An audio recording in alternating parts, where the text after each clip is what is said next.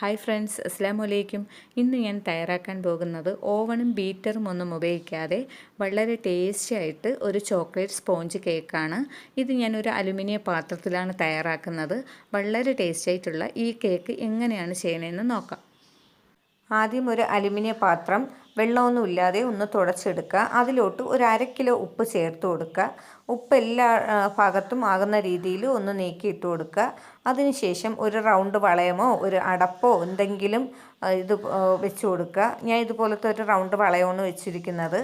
ഇത് വെച്ചതിന് ശേഷം ഒരു അടപ്പ് കൊണ്ട് കവർ ചെയ്ത് മീഡിയം ഫ്ലെയിമിൽ 15 മിനിറ്റ് നല്ലതുപോലെ ചൂടാവാൻ വേണ്ടി വെക്കുക. ഈ സമയത്തിന് നമുക്ക് കേക്കിൻ്റെ മിക്സ് തയ്യാറാക്കാം. ഒരു ബൗൾ വെച്ച് കൊടുക്കുക. അതിൻ്റെ മീതെ ഒരു അരിപ്പ് വെച്ച് കൊടുക്കുക. ഞാനിവിടെ 1 കപ്പ് മൈദാമാവാണ് എടുത്തിരിക്കുന്നത്. മെഷറിംഗ് കപ്പിൻ്റെ ആവശ്യമൊന്നുമില്ല. നമ്മൾ ഏത് കപ്പിലാണോ എടുക്കുന്നത് അതിൻ്റെ നേർ പകുതി നമുക്ക് കൊക്കോ പൗഡർ ചേർക്കണം. ഞാനിവിടെ 120 ഗ്രാം മൈദാമാവും അര കപ്പ് അതിൻ്റെ 1/2 കപ്പ് 60 ഗ്രാം കൊക്കോ പൗഡറുമാണ് ഇവിടെ ചേർത്തിരിക്കുന്നത്. ഇനി 1/2 table spoon baking soda, 1/2 table spoon baking powder, ഇത് രണ്ടും കൂടെ ചേർത്ത് കൊടുത്ത് ഒരു പിഞ്ച് ഉപ്പും കൂടെ ഒന്ന് ചേർത്ത് കൊടുത്ത് നമുക്കിതിനെ ഒന്ന് അരിച്ച് ആ ബൗളിലോട്ട് ചേർത്ത് കൊടുക്കാം. അരിക്കുന്നത് ഒരു 2-3 പ്രാവശ്യം അരിക്കുകയാണെങ്കിൽ കുറച്ചുകൂടെ നന്നായിരിക്കും. അത് നമുക്ക് നല്ലതുപോലെ അരിച്ച് ഇതിലോട്ട് ചേർത്ത് കൊടുക്കാം. അതിന് നമുക്ക് അരിച്ചതിന് ശേഷം നമുക്കതിനെ മാറ്റി വയ്ക്കാം.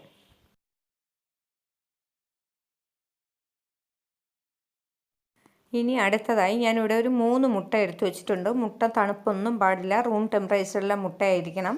പിന്നെ ഒരു മിക്സിയുടെ ജാറ്, അതും വെള്ളമൊന്നും ഇല്ലാതെ നല്ലതുപോലെ ഉണങ്ങിയതായിരിക്കണം. അതിലോട്ട് ഈ 3 മുട്ടയും പൊട്ടിച്ചൊഴിക്കാം. 3 മുട്ടയും പൊട്ടിച്ചൊഴിച്ചിട്ട് നമുക്ക് ഒന്ന് നല്ലതുപോലെ ഒന്ന് പതഞ്ഞ രീതിയിൽ ഒന്ന് അടിച്ചെടുത്തിട്ട് വരാം. മിക്സിയുടെ ജാറിൽ വെച്ചാണ് നമ്മൾ മുട്ട ഒന്ന് പൊട്ടിച്ച് ഒന്ന് അടിച്ചെടുത്തിരിക്കുന്നത്. ഒന്ന് പതഞ്ഞ് വന്നിട്ടുണ്ട്.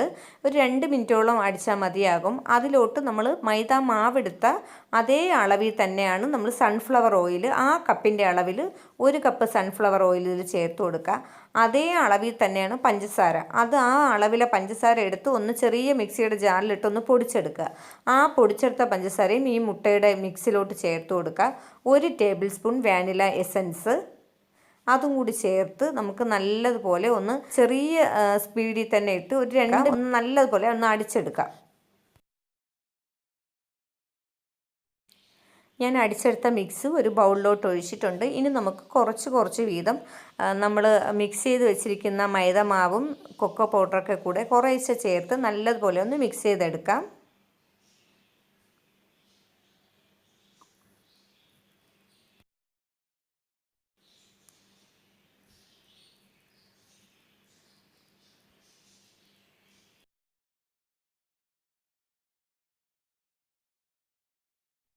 നല്ലതുപോലെ മിക്സാക്കിയതിന് ശേഷം ഇനി നമുക്ക് ഏത് പാത്രത്തിലാണോ കേക്ക് തയ്യാറാക്കാൻ വേണ്ടിയുള്ളത് അതിലോട്ട് നമുക്ക് ഒഴിച്ചു കൊടുക്കണം.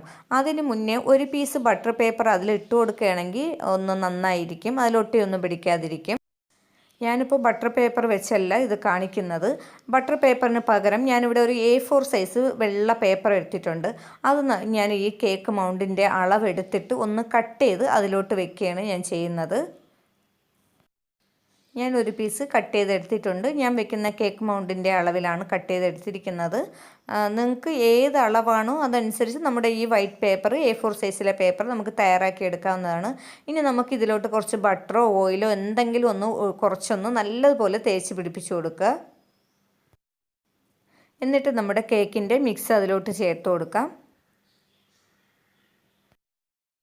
നമ്മുടെ കേക്കിൻ്റെ മിക്സൊക്കെ ഒഴിച്ച് ക്ലിയർ ആയിട്ടുണ്ട്. ഇനി നമ്മൾ ചൂടാക്കാൻ വെച്ചിരിക്കുന്ന നമ്മുടെ ഓവൻ, അതായത് നമ്മുടെ അലുമിനിയം പാത്രം നമ്മൾ ഉപ്പൊക്കെ ഇട്ട് റെഡിയാക്കി 15 മിനിറ്റ് നല്ല ചൂടാകാൻ വെച്ചിട്ടുണ്ട്. ഇപ്പോൾ കൈ ഞാൻ വെച്ചപ്പം തന്നെ നല്ല ചൂടാണ്. നമ്മുടെ കൈയൊന്നും അതിലൊന്നും തട്ടാതെ സൂക്ഷിച്ച് വേണം ഇതിനകത്തോട്ടൊന്ന് ഇറക്കി നമ്മുടെ ആ റൗണ്ട് സ്റ്റീലിലോട്ടൊന്ന് വെച്ച് കൊടുക്കാൻ വേണ്ടി.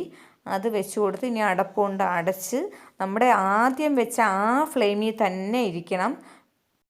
മീഡിയം ഫ്ലെയിമിൽ ഒരു 40-45 മിനിറ്റ് ആകുമ്പോഴത്തേക്കും നമ്മുടെ കേക്ക് വളരെ സോഫ്റ്റായിട്ടും ടേസ്റ്റി ആയിട്ടുള്ള നമ്മുടെ ചോക്ലേറ്റ് കേക്ക് തയ്യാറായി കിട്ടുന്നതാണ്.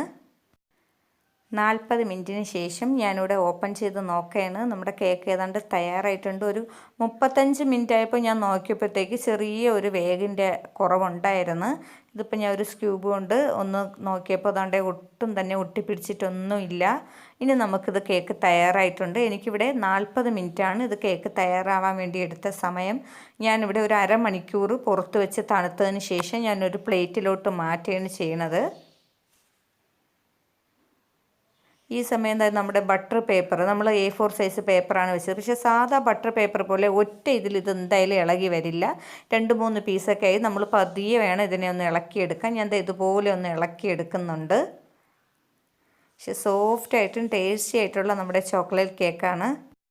ഈ കേക്ക് നമുക്ക് ബ്ലാക്ക് ഫോറസ്റ്റ് തയ്യാറാക്കാൻ വേണ്ടിയും ഉപയോഗിക്കാം. നമുക്ക് ചോക്ലേറ്റ് ക്രീം കേക്ക് തയ്യാറാക്കാനും ഒക്കെ ഉപയോഗിക്കാൻ പറ്റുന്ന വളരെ ടേസ്റ്റി ആയിട്ടുള്ളൊരു കേക്കാണ്. എല്ലാവരും ട്രൈ ചെയ്ത് നോക്കുക. ഇഷ്ടമാവുകയാണെങ്കിൽ ലൈക്ക് ചെയ്യാനും ഷെയർ ചെയ്യാനും കമൻറ്റ് ചെയ്യാനും മറക്കരുത്. സബ്സ്ക്രൈബ് ചെയ്യാത്തവരാണെങ്കിൽ ഒന്ന് സബ്സ്ക്രൈബ് ചെയ്തിരിക്കുക.